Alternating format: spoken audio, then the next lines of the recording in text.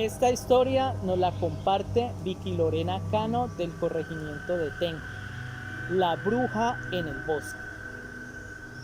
Cuando era niña vivía con mis padres en las laderas de la montaña. Ellos trabajaban en el campo y yo, después de estudiar, les ayudaba con los oficios diarios, para luego poder ir a hacer lo que más me gustaba, jugar fútbol con mis amigos. A la vereda llegó el rumor de la llegada de una misteriosa mujer que se ubicó en la casa en el filo de la montaña. Se decía que aquella mujer misteriosa venía huyendo del sur del Tolima, pues había ahogado a sus 2 hijos en el río por desobediente.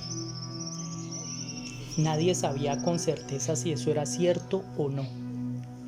Nadie la había llegado a ver en la vereda los días de mercado. El viejo Laureano era quien le compraba la leche de sus vacas y a cambio le llevaba mercado y cosas que necesitaba. La gente empezó a decir que ella era una bruja, porque varias personas de la zona habían escuchado lamentos cerca de su casa y en las noches de luna llena se veían fogatas inmensas en el filo de la montaña, se escuchaban fuertes gritos y carcajadas y se veía una ave negra gigante que volaba sobre la loma. Poco después se propagó la noticia que uno de los hijos de la profesora estaba perdido en la montaña. La profesora decía que se había escapado para evitar un castigo. Mucha gente empezó a buscarlo, pero nadie dio con él. A los 3 días, cuenta mi mamá, encontraron al niño amarrado al revés, en un árbol junto a la quebrada. Tenía la cabeza rapada y la espalda con marcas de latigazos o arañazos. Cuando el hijo de la profesora regresó a la vereda, decían que no recordaba nada de lo ocurrido. Solo recordaba haber visto un pájaro gigante negro en la mitad de la noche y que del susto se desmayó. Luego despertó en el hospital. Todos estaban muy asustados, decían que era la bruja, la señora que vivía en el filo de la montaña. Yo acostumbraba a jugar fútbol con mis amigos pasando la quebrada, donde había una parte plana y habíamos armado una cancha. Un día llegamos a la cancha a eso de las 3 de la tarde. Éramos un grupo como de 8 niños. Jugamos y jugamos y jugamos sin percatarnos de la hora, hasta que oscureció y nos dieron más o menos las 6 de la tarde. De un momento a otro empezó a soplar un viento terrible, parecía como época de cometas y apenas estábamos empezando el año. Empezó a hacer mucho frío. Pensamos que iba a llover, así que decidimos mejor marcharnos. En ese momento vimos una sombra gigantesca que pasó volando sobre nosotros.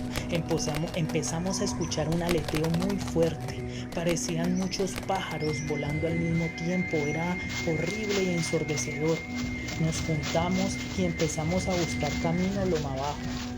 Pero la sombra nos seguía y el ruido del aleteo era cada vez más fuerte. Aterrados, llegamos a la quebrada y justo en ese momento el ruido del aleteo desapareció. Solo se escuchaba el correr del agua y de un momento a otro se escuchó un grito terrible. Todos volteamos a mirar y casi nos desmayamos cuando vimos en el árbol donde habían encontrado al hijo de la profesora un animal negro, emplumado. Parecía un pájaro gigante, pero la cabeza era como de una persona, era calva, la cara era blanca y arrugada y los ojos amarillos, parecía que estuvieran en llamas. Era horrible.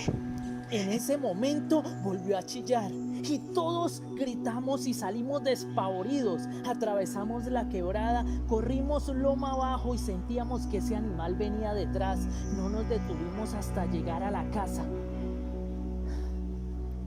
Esa noche dormí con mi hermano porque sentía mucho miedo de estar sola. La historia se regó por la vereda y muchos decían que era una bruja. La gente estaba asustada, ya que nosotros no éramos los únicos que habíamos visto ese animal. Mi mamá decía que era una bruja y todos en la vereda andaban con el mismo cuento. Tanto fue el revuelo que se formó que mandaron a traer el cura de la parroquia. Hizo una misa en la quebrada, junto al árbol donde habíamos visto el animal ese.